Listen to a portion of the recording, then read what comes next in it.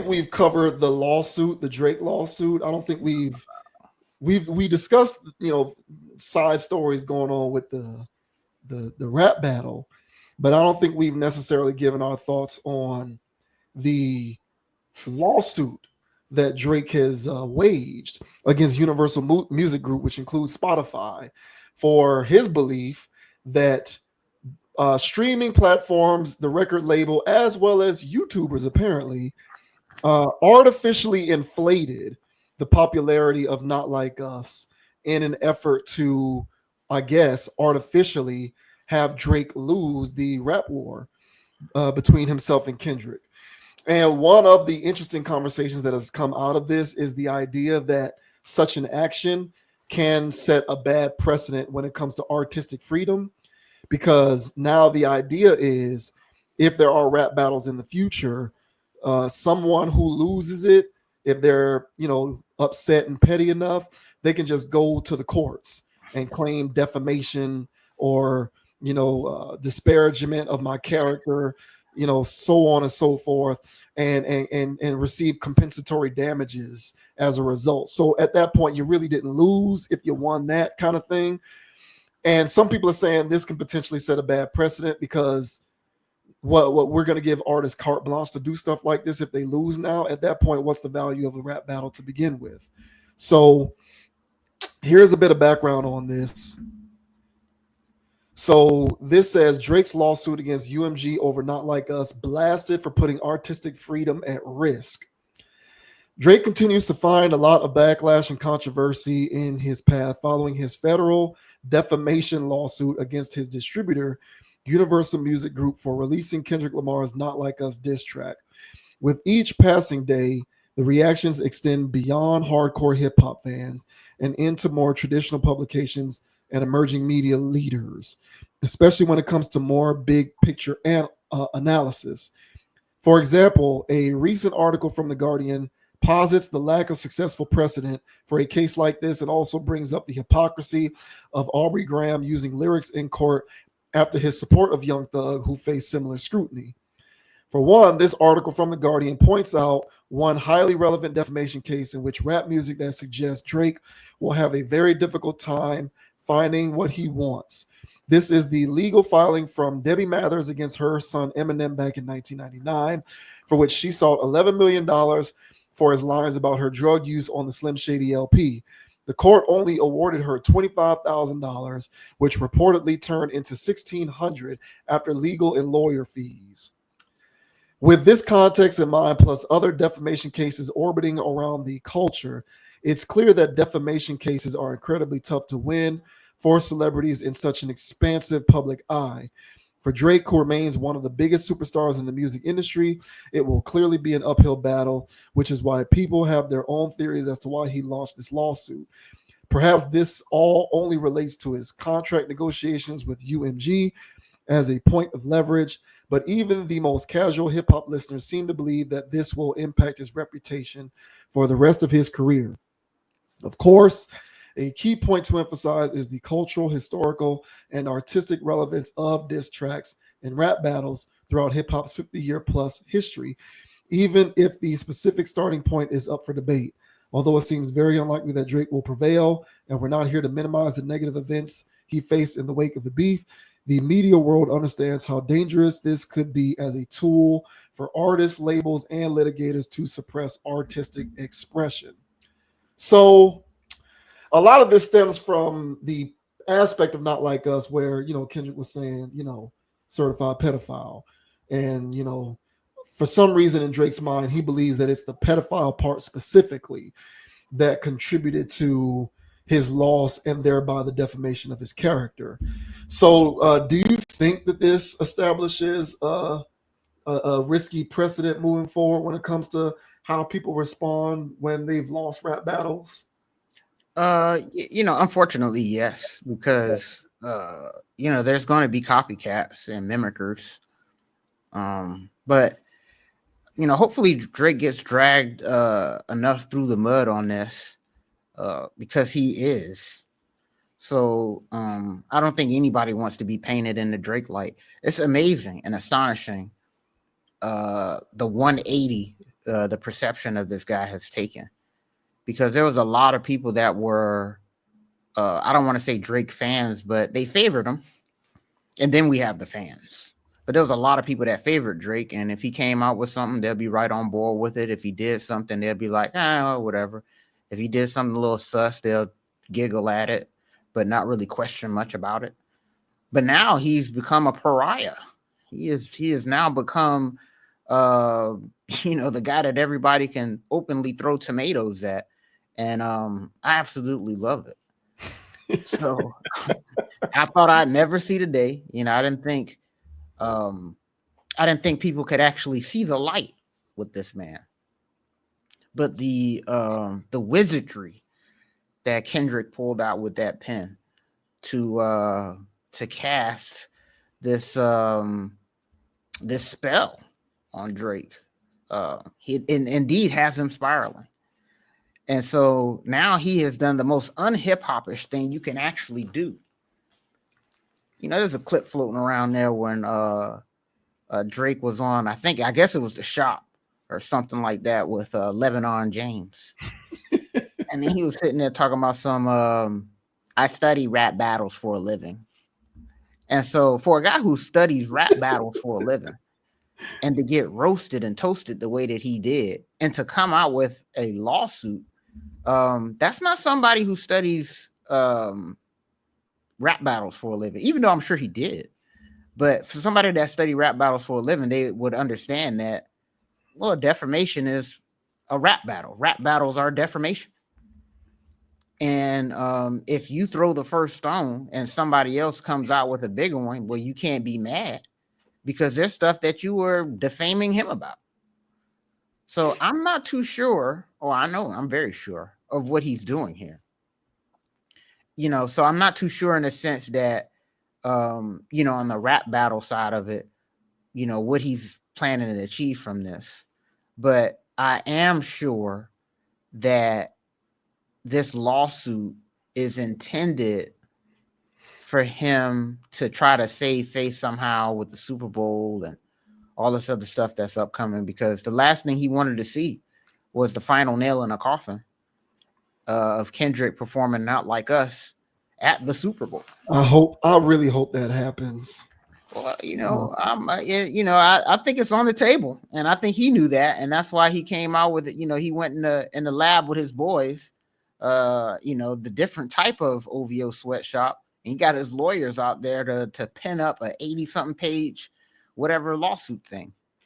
So yeah, one of the most unhip-hop-ish things an artist can do, literally calling the laws, literally drafting paperworks in order to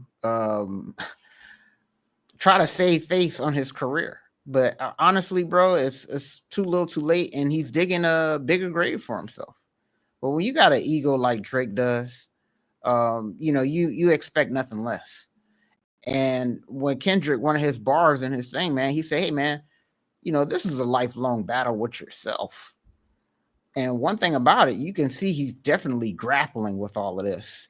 And he's struggling with this process of being annihilated. And this last thing I'll say. So there's conspiracies, not conspiracies, where there's circles of thought of what Drake could be, what he's really aiming at with this lawsuit.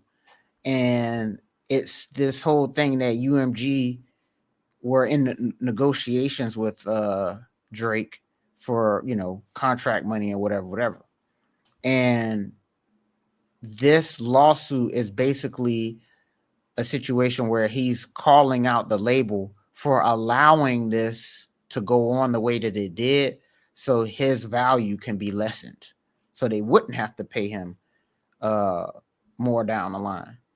Now, that theory, even though people would like to debunk it, or they would like to say, oh, his numbers were already going down, well, that's fine.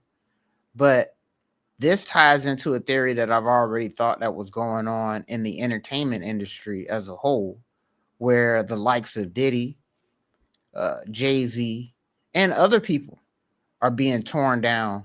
The fat cats, the ones that they don't want in the club. And I think there's an exclusive club being built in the future 2030ish, 2029ish, where you have to be able to afford to get into that club. And I think there's certain people that they don't want in that club that could afford it. And Drake was one of those people. And I think that Drake is not going to be allowed in that big boys club when it eventually happens. And so they're getting rid of entertainers that they don't like. And I think the UMG allowed, even though Drake started this thing, I think UMG allowed Kendrick to, they sick the dog on him. Because when this whole thing was going on, I was like, they're on the same, they're affiliated with the same label type of thing. Why would the label let this happen to Drake like this? That was my initial first thought. And I'm pretty sure Drake was thinking the same thing in the sense of why y'all doing this to y'all cash cow unless you guys had some other type of incentive behind it. So I think so. And I think it was to drive down his value because they were done with him. And Drake's catalog is more is worth more than his anything that he would come out in the future anyway. So yeah, I think they're done with his ass. But I think he's taking losses all the way around. I think it's a 360 loss. And the more that he continues to squirm like this in this quicksand, the further and down he's gonna go. So hey, I'm here for this shit show. I got my popcorn ready and I'm enjoying it. But what are your thoughts, man, on Sir Drake sitting around here filing paperwork, trying to sue UMG in the middle of a rap beef? Do you believe this is setting a bad precedent for what we enjoy as the art craft of hip hop? If he's as influential as he appears to be, then it does potentially set a bad precedent. Mm-hmm. Because I do think that there are artists who have come after Drake who do look at him as like their generation's Tupac, Biggie, or Jay-Z, if you will. And so whatever Drake was doing, they're going to try and sort of mimic their career after that because he is like their Jordan, so to speak. He's like the modicum of success or how to chart a path for your career. So it's not beyond the pale for me to suspect that future artists, if faced with similar circumstances, will respond in kind because they're going to look to him as laying down the blueprint or the foundation for how to respond whenever adverse situations crop up. Now, it's completely counterintuitive to what hip hop is meant to be. But as we have talked about on here many times before, hip hop has undergone a complete 180-degree facelift and it no longer represents what it was supposed to be. There's the essence of it, and then there is the popularized mainstream commercialization aspect of it. And the popularized commercial aspect of it is one in which snitching, buying women like they are at a grocery store, and celebrating debaucherous, irresponsible living are glorified as ideal ways of living. And so when all of these unbecoming themes are now being celebrated as this is what you should be doing, this is the move, it is no surprise to me that trying to like curtail the ramifications of a lost rap beef would involve you now employing legal strategy into the mix, where you refuse to accept that you may have lost this situation musically and creatively. You're now going to minimize that damage by taking it to the courts. And all of the Drake fans and all of the Drake stands at that point can relish in a somewhat minor victory in knowing musically it may have gone one way, but look at this little feather in Drake's cap. Here's the caveat. He won a defamation suit. So what did the rap battle really mean in the first place? If it was proven that he was defamed. It is almost impossible for this to be proven because one thing that I did learn when I took a few of my legal classes throughout school was it is damn near impossible for a public figure to prove defamation. Because when you become a public figure, the burden of proof for defamation of character goes through the roof. Mm-hmm. That's something that can only be proved relatively easy if you're a private citizen. But when you're a celebrity, famous person, public figure, your life and the way that you earn money is being done so publicly. So there's a higher burden of proof to sort of make it conclusive that an individual was intentionally trying to defame your character. So this is like he's not going to win this. It's not going to happen. But I think the effect socially, culturally, and in the public discourse, regardless of whether he wins, is going to be the outcome that he is seeking, which is to plant seeds of reasonable doubt that the outcome is in any way questionable because he was forced to take it to court because he felt as though he was being defamed. So I do believe that it sets a murky precedent because no one was doing this before him. No. And of course, it would be him who would be doing something like this. But I Exactly. do, but I do think that much like sports, they say the NBA and the NFL and whatever, it's a copycat league. Mm-hmm. Music is copycat too, especially when you consider the fact that it's basically an industry of groupthink mentality where the only thing being popularized is music that all sounds the same from a sonic and lyrical standpoint. So there's going to be other artists in the future who are going to resort to measures this petty if they feel as though they got the short end of the stick on any kind of conflict musically. So it does set a bad precedent because at that point, what's the merit of any rap beef? If no matter what the outcome is, I can just cry foul and go to court over it. So it does put artistic expression at risk to a certain extent. But to that end, I would also argue in this current state of hip hop, what the hell is even the value of artistic expression? Like, it's all going to crap as far as I'm concerned. I don't even know what that term means when it comes to what the music has become. So, like I said before, because of the way that I see the music, which is it has basically degenerated into a feces throwing free for all of a celebration of, debaucherous, irresponsible, um, sexual deviant behavior, then why not go ahead and add this into the mix? Or even if I lose a rap battle, I'm gonna go to court and say that this person defamed my character.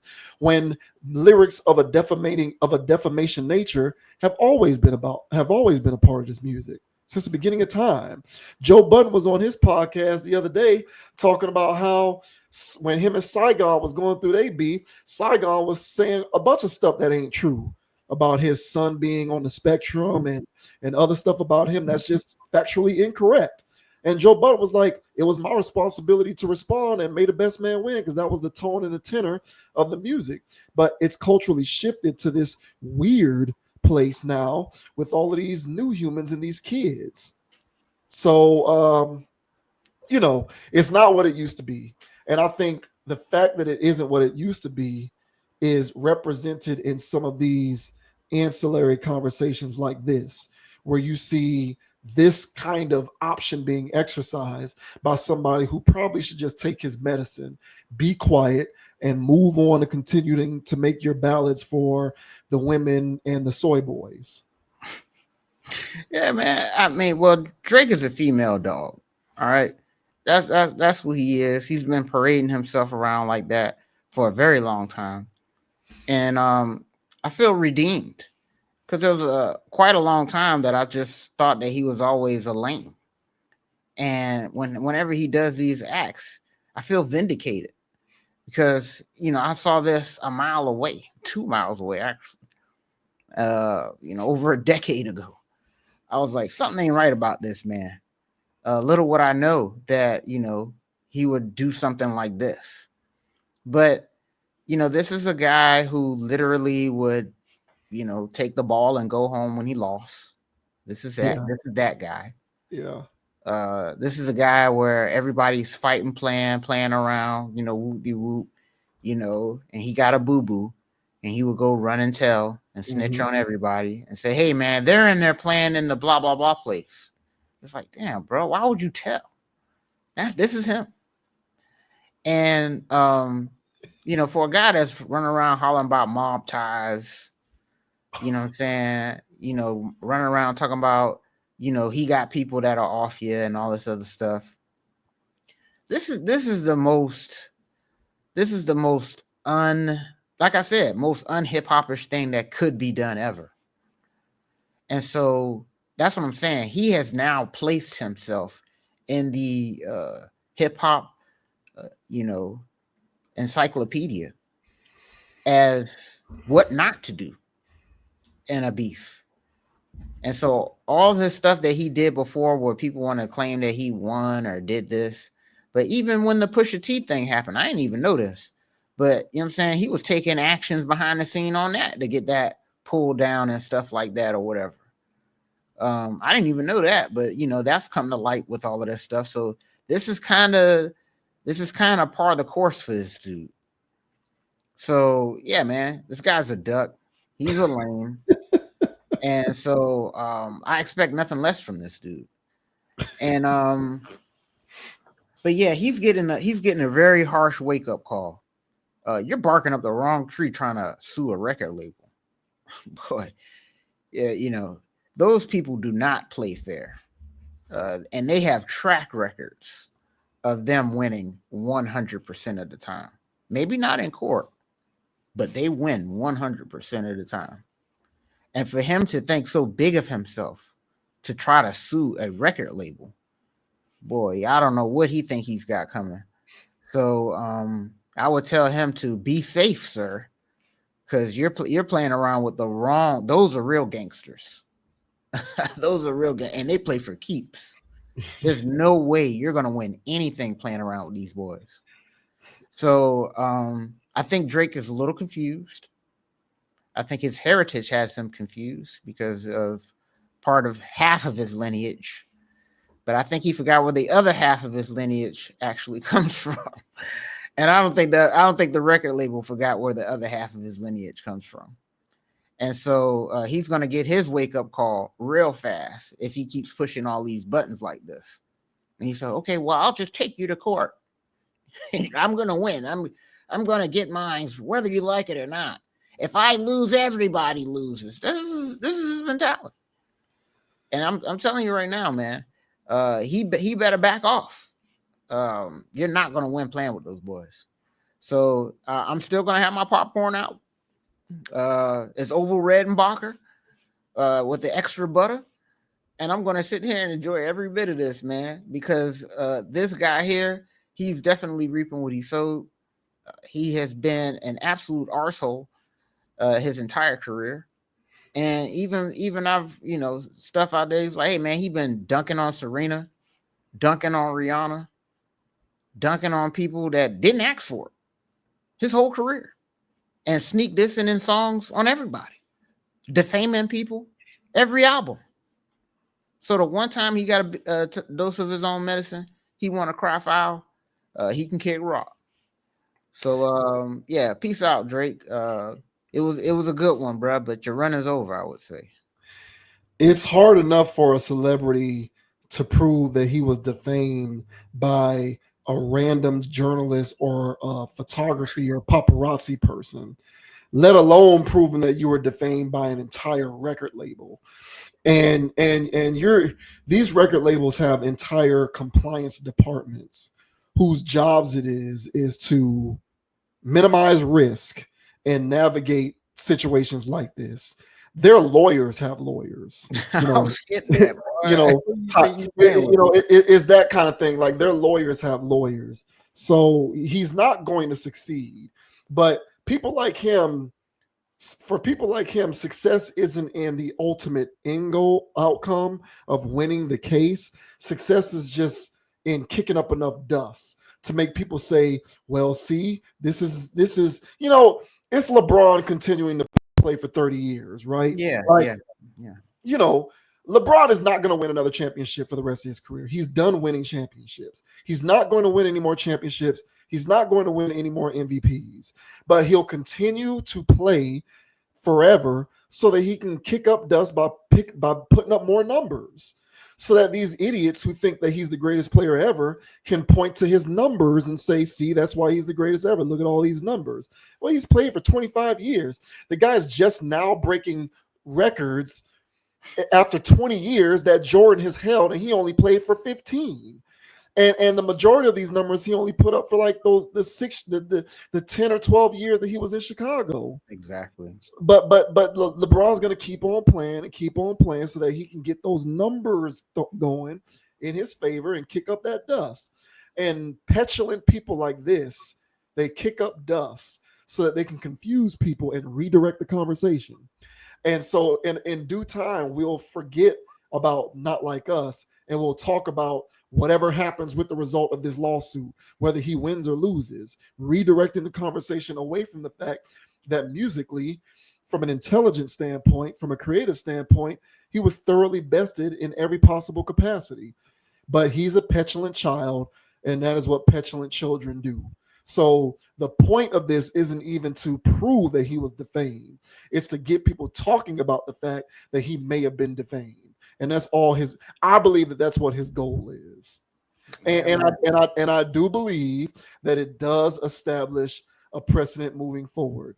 There's going to be more of these weirdo soy boy rappers, these self snitching, no self respect having purchasers of women who call themselves tough guys, who will get into a situation similar to this, look bad on the other end, and then decide that they want to take it to court.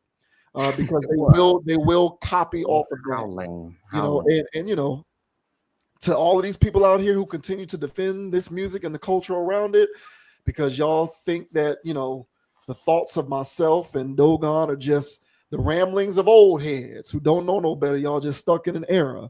All right, good luck with that. Yeah, I mean, and again, man, Drake is from our era, and he's making us look insane. So He don't make music for our era. he don't make it for it. No, His audience is these Gen Z, is this Gen Z weirdo stuff. That's his. Yeah, man, I heard he likes them young.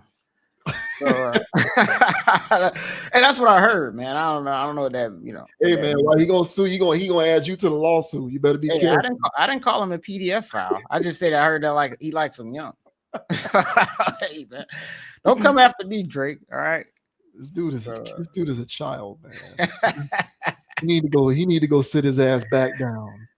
What a thorough ass whooping. He's still spiraling months later. Golly. Go sit down, bro. Sheesh.